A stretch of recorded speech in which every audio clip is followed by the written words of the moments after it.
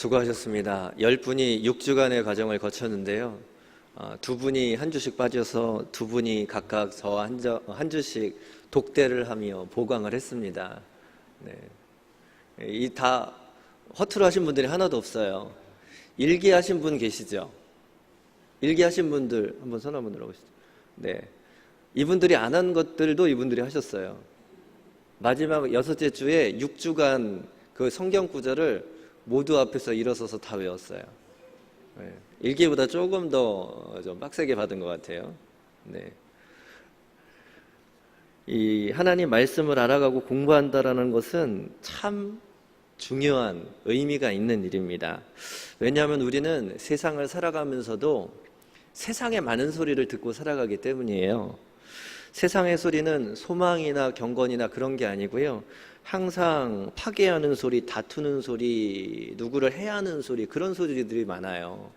그래서 뉴스를 들어보면 안 좋은 소식들이 거의 다 주류를 이루고 있지요. 그런 소리를 듣고 사는 우리들은 내 마음이 좀 피폐해지고 내 마음에 갈등이 생기고 오히려 피폐화되는 경우들이 많습니다.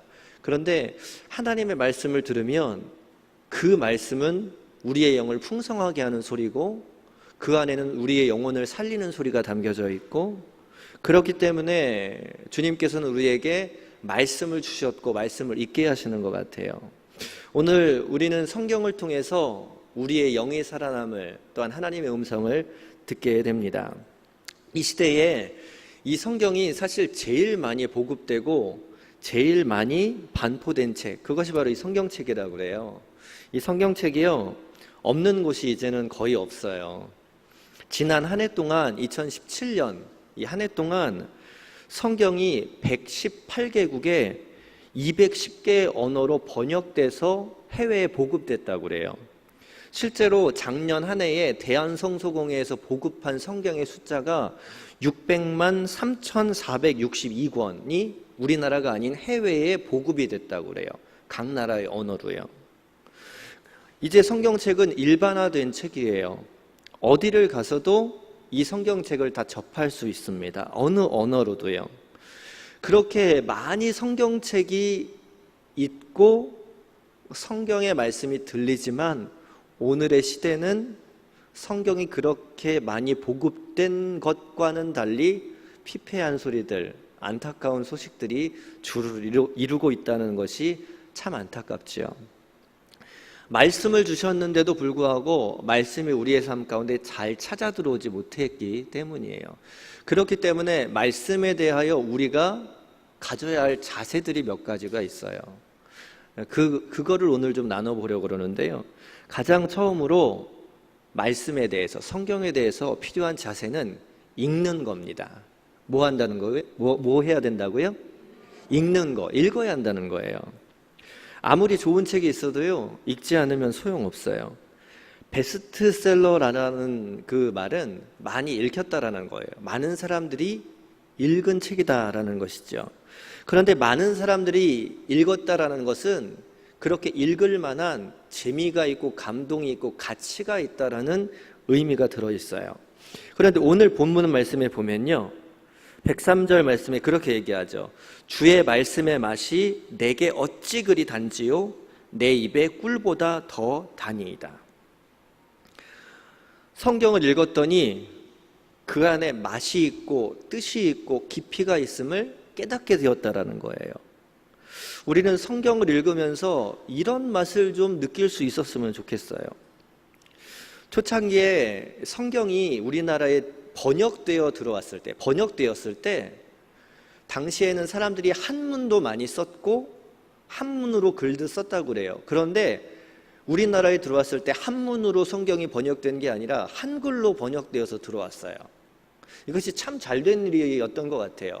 왜냐하면 성경이 한문으로 번역되어서 들어왔으면 당시에 한문을 공부하고 또 한문을 아주 능숙하게 썼던 그 소수의 계층들만 성경을 받아들였을 거예요.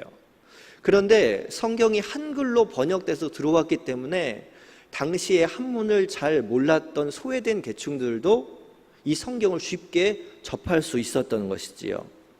그래서 당시 한문을 배울 기회가 없었던 여성들, 일반인들, 그들이 먼저 이 성경책을 접하게 되었다고 그래요. 여성들이 이 성경을 보니까 새로운 내용이 담겨져 있어요. 이전에 여성의 가치, 여성의 인권이 무시되던 시대였잖아요. 그런데 이 성경의 내용을 보니까 인간의 존엄성, 한 영혼의 귀한 가치, 하나님께서 그들을 얼마나 사랑하는지에 대해서 성경이 그렇게 쓰여져 있다는 것을 깨닫게 되죠. 성경을 읽고 났더니 자신의 가치를 깨닫게 돼요. 눈을 뜨게 돼요. 새로운 마음, 새로운 관점을 갖게 되는 거죠. 그러니까 그것이 계기가 되어서 움츠러 있던 여성들이 이제 글을 배우게 되고 학교에 가게 되고 심지어는 유학을 가게 되고 적극적인 삶의 변화가 일어나게 되었습니다. 성경을 읽으면 꼭 내 이야기, 내 삶에 대해 이야기하시는 하나님의 말씀인 것처럼 받아들여지게 되는 거예요. 내 생활이 지적되고 내 생각이 지적되고 그러고 나니까 말씀이 너무나도 달고 맛있는 거예요. 그래서 본문을 보면 말씀의 맛이 어찌 그리 단지요 내 입의 꿀송이보다 더 단이다. 그렇게 이야기할 수 있었던 것이죠. 성경은 이것을 읽는 동안 우리에게 깨달음을 주고 우리 마음 가운데 눈이 뜨여지는 축복을 주곤 합니다. 그래서 읽는 동안 마음에 꿈이 주어지고 영적인 풍요로움이 생겨난다라는 것이죠. 원래 책을 읽으면 아이들이 똑똑하게 된다고 그래요. 그거는 왜 책을 읽으면 똑똑해지냐 하면 책은 글로 되어 있잖아요. 글을 이렇게 읽으면서 자기만의 그림을 그리는 거예요. 이 글을 읽으며 자기만의 상상의 나래를 펼칩니다. 그러니까 눈은 책을 향하고 있지만 머리는 계속 무언가를 상상하고 그 장면을 만들고 구성하고 그러다 보니까 이 눈과 머리가 함께 돌아가서 책을 읽으면 그래서 똑똑해진다라고 그러는 거래요. 그런데 여러분, TV를 보면 화면에 이미 내가 상상할 것들이 이미 다 그림으로 그려져 있습니다. 화면으로 다 보여져요. 그래서 눈으로 보는데 머리가 할 일이 없어요. 이미 장면이 다 나와 있으니까. 그러니까 TV를 보면서 머리가 할 일이 멈춰버리는 거예요. 그래서 TV를 뭐라고 부르는지 아시잖아요? 바보상자라고 부르잖아요. TV만 보면 사람들이, 여러분들도 잘 보세요. TV를 이렇게 보다 보면 어느 순간 입을 헤 벌리고 보게 돼요. 눈은 보고 있는데 머리가 안 움직이니까 그냥 멍해지는 거예요. 아무 생각 없이 입 헤 벌리고 보게 돼요. 생각이 멈춰버리기 때문이죠. 그래서 책을 읽으라고 하는 거예요. 책을 읽는 아이들이 그래서 상상의 나래를 펴고 지혜가 생기고 머리가 좋아지는 거예요. 세상의 책도 그런데 하물며 성경은 어떻겠습니까? 성경도 읽을 때 눈으로 읽지만 그 안에 담겨진 하나님의 영, 성령의 감동으로 쓰여진 책이기 때문에 영적으로는 영적인 장면들을 생각하게 되고 천국을 생각하게 되고 하나님의 은혜를 생각하게 되고 하나님이 나와 함께 하심이 어떤 것임을 생각하며 읽게 된다는 거예요. 그것이 성경이 주는 복이고 은총이다라는 것입니다. 그래서 성경을 읽을 때 은혜가 주어지고 영적인 은혜를 경험하게 되는 거예요. 사랑하는 성도 여러분, 성경, 말씀을 읽는 여러분들 되시기를 원합니다. 읽어야 은혜가 됩니다. 날마다 이 성경책을 손에만 들고 있지 마시고 이 성경책을 집에다만 놓지 마시고 차에다만 놓지 마시고 펼쳐서 읽을 수 있는 여러분들 되시기를 원합니다. 그때에 내 자세가 엄숙해지고 하나님에 대한 나의 자세가 달라지고 그렇게 비로소 하나님 앞에 성숙한 모습으로 자라나게 될 수 있는 거예요. 두 번째로 성경에 대하는 태도, 그것은 성경의 말씀을 지켜야 된다는 겁니다. 성경의 말씀을 어떻게 하라고요? 지키라는 거예요. 성경을 많이 읽는다고 그게 다가 아닙니다. 성경을 10번 통독한다고 신앙이 완성되겠습니까? 그것도 중요하지만 필요한 일이지만 더 중요한 것은 말씀을 읽어서 알게 된 그 말씀, 내가 지키려고 노력하는 일, 그것이 더 중요하다는 거예요. 본문 오늘 읽진 않았지만 97절 말씀 가운데 이렇게 얘기하죠. 내가 주의 법을 어찌 그리 사랑하는지요. 98절에는 주의 계명들이 항상 나와 함께 함으로 그것들이 나를 원수보다 지혜롭게 하나이다. 100절에는 이렇게 고백합니다. 주의 법도들을 지킴으로 나의 명철함이 노인보다 나으니이다. 그리고 102절에는 이렇게 얘기하죠. 주께서 나를 가르치셨으므로 내가 주의 규례들을 떠나지 아니하였나이다. 성경을 보면요, 뭘 하라, 하지 말라라는 내용들이 참 많아요. 그런데 오늘 말씀에 보니까 그것들을 소중히 여기고 그것들을 사랑하고 그것들을 따라가는 모습을 스스로 고백하고 있어요. 성경에서 하라, 하지 말라라는 계명들이 인간을 속박하는 내용이 아니라 인간을 소중히 여기기 때문에 살아가는 방법들을 제시하신 말씀이에요. 알고 보면 우리에게 축복의 길을 가르쳐 주시기 위하여 배려하고 그래서 가르치시는 내용이 담겨져 있는 말씀이다라는 겁니다. 성경은 아는 것에 그칠 때는 아무런 능력이 되지 않아요. 그러나 그 성경의 말씀을 지켜 행할 때 그것이 비로소 내 삶의 능력이 될 수 있습니다. 우리 오늘 제자양육 초급 2기 과정 우리 수료생들이 있잖아요. 6주간의 과정을 함께 공부하면서 시간을 보냈어요. 그런데 이분들이 다 느끼시는 거겠지만 거기 안에서 모르는 내용 하나도 없어요. 다 알아요. 다 아는 내용들이에요. 이미 다 알고 있는 내용들이에요. 신앙생활 그 정도 했으면 모르는 내용은 하나도 없을 거예요. 그런데 그 시간 동안 공부하면서 그 시간 동안 느낀 점을 나누면서 그 시간 동안 요절을 외우면서 그 시간이 은혜가 될 수 있었던 것은 이전에 알고만 있었던 내용이 내 안에 다시 정립되어서 그 말씀을 행할 수 있는 기회가 주어지기 때문이에요. 이 10분이요 6주의 시간 동안 가장 힘든 시간이 어떤 시간이었냐면요, 2분은 저와 독대하는 시간이 제일 힘들었을 걸 제가 알고 있어요. 나머지 8분 포함해서 모든 10분은 마지막 날 요절 외우기 그 시간이 제일 힘들었대요. 제일 힘들었을 거예요. 남들 앞에서 요절 6개를 외워서 다 외워야 되는 거 혼자 이렇게. 얼마나 힘들고 얼마나. 그런데 그 성경 구절을 이전에 안 들어본 성경 구절이 아니에요. 다 들어봤고 한 번쯤은 설교 시간에 설교 말씀으로의 본문이기도 했고 다 들었던 내용이에요. 그런데 정작 그것을 외우려니까 안 돼요. 들어는 봤지만 이것을 내 삶 가운데 내 중심으로 내 무기로 사용한 적은 별로 없기 때문이에요. 예를 들면 이런 거죠. 어떤 부부가 결혼을 해서 집에 있는데 남편이 열심히 일하고 왔다가 휴일이 됐어요. 집에서 남편이 아주 드러나서 자고 있어요. 아내가 남편을 깨웁니다.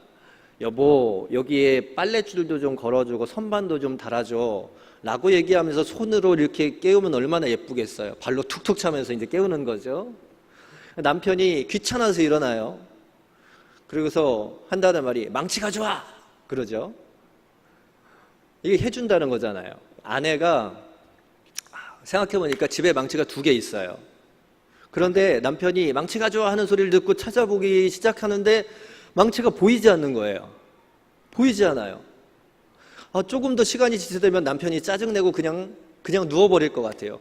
그래서 아내가 어떻게 했냐면 문을 열고 밖으로 뛰어나가서 저기 대문 앞을 고여놓았던 짱돌 하나를 들고 와요. 이거라도 써! 그래서 남편이 이 짱돌을 들고 와서 이제 못을 박는 거예요. 손을 찧어가면서 못을 박아요. 그리고 선반을 겁니다. 여러분, 집에 망치가 있어요, 없어요?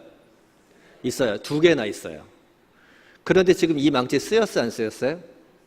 못 썼어요? 못 썼어요, 지금? 짱돌 썼어요, 짱돌. 망치가 2개나 있는데 왜 못 썼어요? 따라해볼까요? 집구석 정리를 안 해서. 정리를 안 해놓으니까 평소에 2개나 있던 망치가 없는 것처럼 돼버렸어요. 분명히 있는데요. 우리의 신앙이 이럴 때가 많다는 거예요. 들은 건 많아요. 많이 접해봤어요. 말씀은 정말로 많이 들었어요. 내 안에 있어요. 그런데 정작 내 안에 확립도 잘 안 되고 이걸 잘 사용하지 않다 보니까 이 말씀이 어디 있는지 몰라요. 뭔지 몰라요. 그러니까 정작 필요할 때, 문제가 생겼을 때, 시험이 닥쳤을 때 이거 못 꺼내 쓰는 거예요. 세상의 다른 사람들과 똑같이 행동하고 똑같이 판단하고 똑같이 걸어가는 거예요. 말씀은 이렇게 얘기하는데 그 말씀이 못 꺼냈으니까 능력이 되지 못하는 거예요. 사랑하는 성도 여러분, 말씀을 행할 때에 그 말씀이 우리 가운데 능력이 될 수 있습니다. 말씀을 지켜 행하다 보면 그 말씀이 어느샌가 나의 삶에 딱 자리 잡혀 있는 것을 느끼게 될 거예요. 며칠 동안 이제 2박 3일 동안 청년 집회를 갔다 왔어요. 창원에 4개 교회가 모여서 청년 연합 집회를 하는데 제가 강사로 갔거든요. 근데 아이들한테 물어봤어요. 너 얼마나 됐니? 교회 다닌지. 다 1년 이상 다녔대요. 1년 이상 다녔으면 들을 거 다 들었어요. 구원이 뭔지 알아요. 어떻게 해서 구원 얻는 건지 모르는 아이들 없어요. 모태신앙으로부터 20몇 년간 거의 30년 가까이 자라온 아이들 다 알아요. 그런데 물어봤어요. 너희들 비전이 뭐니? 비전이라는 게 무엇을 뜻하는 거니? 정의를 내리는 아이들이 없어요. 여태껏 수없이 말씀을 들었고 여태껏 수없이 말씀을 접했고 설교의 홍수 속에 살아왔는데 20, 30년 동안 100편, 200편 아니 1000편 넘는 설교를 들었을 텐데 그들 안에 말씀이 딱 세워지지 않았어요. 정리가 안 됐어요. 그러니까 말씀이 능력이 되지 않는 거예요. 말씀을 지켜 행하려고 노력하면 말씀을 알 수밖에 없어요. 말씀을 지켜 행하다 보면 말씀을 지켜 행할 때 주시는 삶의 간증들이 생겨나고 말씀의 능력들을 접하게 되고 말씀의 열매들을 따먹게 돼요.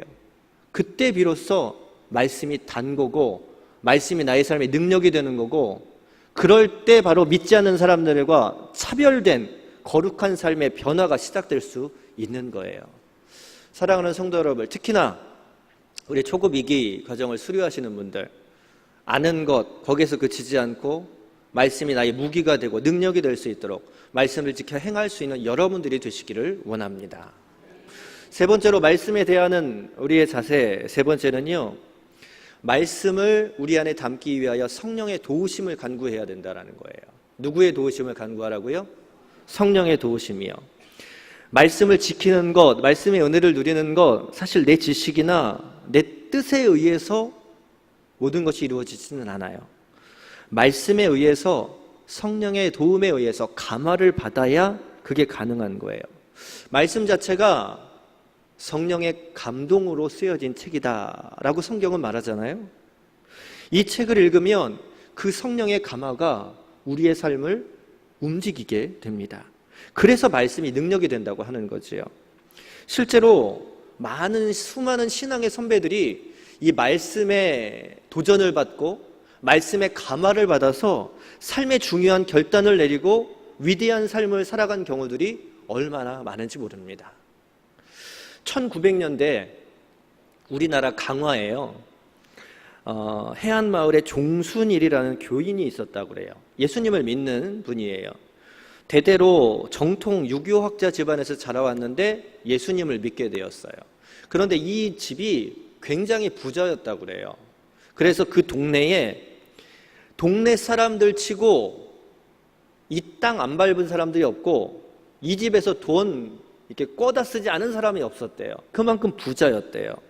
그런데 이분이 예수를 믿고 성경을 읽다가 어느 날 이분이 마태복음 18장 24절 말씀을 읽게 되었대요. 마태복음 18장 오전 말씀에 제가 설교한 내용 중에 있는 말씀 그거 아세요? 1만 달란트 빚진 자의 비유가 거기 나와요. 내용이 뭔지 기억하세요? 설마 벌써 까먹은 건 아니시겠죠? 네. 조금 있다가 잊어버리셔야 제가 설교하기도 편합니다. 아직까지는 기억하셔야 돼요. 거기에 나온 구절, 오늘 함께 나눴던 말씀인데 그 내용, 10,000달란트 탕감받은 사람이 100데나리온 빚진 자를 용서해 주지 않아서 큰 벌을 받았다. 그런 내용이잖아요. 쉽게 말하면요. 그런데 종순일이라는 분이 이 구절을 읽고 마음에 딱 갈등이 생겼어요. 고민이 생겼어요. 그게 뭐냐면, 나도 많은 사람들한테 돈 꿔줬는데, 우리 동네 사람들이 다 나한테 빚 졌는데 나 어떻게 해야 하지? 이 고민이, 갈등이 생겼어요. 그러다가 마침내 결단을 내렸어요. 동네 모든 빚쟁이들을 다 불러 모았어요. 온 동네 사람들이 다 모인 거죠. 그래서 이렇게 고백했어요. 나는 오늘 이 성경 말씀을 읽다가 느낀 점이 많습니다. 이대로는 내가 천국에 가지 못할 거다라고 나는 생각합니다. 그러니 나는 이제부터 여러분들의 빚을 모두 탕감해 주려고 합니다. 보시오, 내가 이 빚문서를 갖고 왔는데 이것을 불태우겠습니다. 그러더니 빚쟁이들 보는 앞에서 동네 사람들 다 모인 데서 이 빚문서를 다 모두 불태웠다라는 거예요. 이거 얼마나 순수한 신앙입니까? 이 소식을 들은 그 동네에 어떤 김시성을 가진 한 부인이 자기에게 여종이 있었어요. 복섬이라는 여종이 있었대요. 그런데 이 여종을 불러서 내가 너를 풀어줄 테니까, 자유인으로 인정해 줄 테니까 이제 네 길을 가라. 그렇게 하고 노비문서를 불태워버렸대요. 그런데 이 여종이 태어나서부터 집에서 살았는데 어디를 가요? 종이 안 된 건 좋은데 살아가기가 막막한 거잖아요. 그래서 이 여종이 자기는 죽어도 안 나가겠다고 그렇게 버텼대요. 그러자 이 김시성을 가진 여인이 이 복섬이라는 이 종을 자기의 수양딸로 삼고 딸로 키웠다고 그래요. 그때 당시는 이 신앙이 너무 순수해서 성경을 문자 그대로 많이 받아들였어요. 그래서 이 말씀에 마음에 감동을 받고 이 말씀을 그대로 따라 살려는 그런 움직임이 있었다라는 거예요. 이런 일도 있었대요. 1885년에 서울에 선교사가 들어왔다는 소식을 저기 먼 황해도에 사는 사람이 들었어요. 근데 선교사를 찾아서 서울로 옵니다. 왜 왔냐면 이미 예수를 믿었는데 선교사가 들어왔다니까 와서 세례를 받으려고 해요. 그런데 와서 그 당시에 선교사가 언더우드 선교사였어요. 언더우드 선교사에게 이렇게 얘기를 했어요. 우리는 오래전부터 믿음을 가지고 살았는데 이제 세례를 받고자 합니다. 이렇게 왔으니까 세례를 베풀어 주십시오. 그렇게 요구를 했대요. 근데 언더우드 선교사가 보니까 그들의 행색이 이상한 거예요. 그래서 봤더니 등에 나무로 만든 십자가를 이렇게 걸쳐매고 있더래요, 다들. 그래서 아니, 왜 이것을 지고 다닙니까? 그렇게 물었더니 예수님께서 자기 십자가는 자기가 지고 나를 따르라고 했다고, 그래서 지고 왔다는 거예요. 얼마나 순박한 신앙입니까? 성경 말씀을 그대로 듣고 그대로 따르고 마음 가운데 감동이 일어서 내 것 포기하고 그 말씀 따라 사는 것이 그 당시에 순수한 신앙이고 그 당시의 사람들의 모습이었다라는 거예요. 그런 사람들의 순수한 모습, 그런 사람들의 감동받은 모습, 그런 사람들의 순수하고 결단하는 모습이 많은 사람들에게 도전을 주고 감동을 주어서 예수를 믿게 만드는 그런 일들이, 복음이 전해지는 역사가 나타나게 되었다라는 것입니다. 성경은 하나님의 성령의 영감으로, 성령의 감동으로 쓰여진 책입니다. 그래서 이 책을 읽으면, 이 성경을 접하면 마음속에 울림이 생기고 도전을 받아서 무언가 결단하고 그것을 지키려고 애쓰게 됩니다.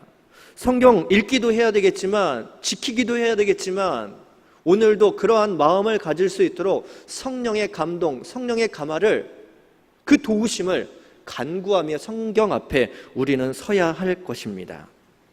오늘 제자학력 2기 수료생들 모였습니다. 앞으로의 삶이 기대됩니다. 교회에서 얼마나 크게 쓰임받고 또한 여러분들의 삶을 통하여서 하나님께서 얼마만큼 기뻐하시는 일들이 일어날지 기대합니다. 말씀을 지켜, 또한 말씀을 읽고 말씀을 행하며 또한 성경을 통하여 우리의 마음과 우리의 삶을 결단하게끔 감화시키시는 성령의 도우심을 힘입어 살아갈 수 있는 여러분들 되십시오. 뿐만 아니라 우리에 있는 성도들도 말씀을 읽으며 말씀을 지켜 행하며 그렇게 살아갈 수 있는 성령의 도우심을 간구함으로 오늘도 우리의 삶을 충만하게 채우시는 성령의 역사, 오늘도 말씀이 능력되어 승리하는 삶 여러분들 가운데 주어지게 되기를 주님의 이름으로 간절히 축원합니다. 함께 기도하겠습니다.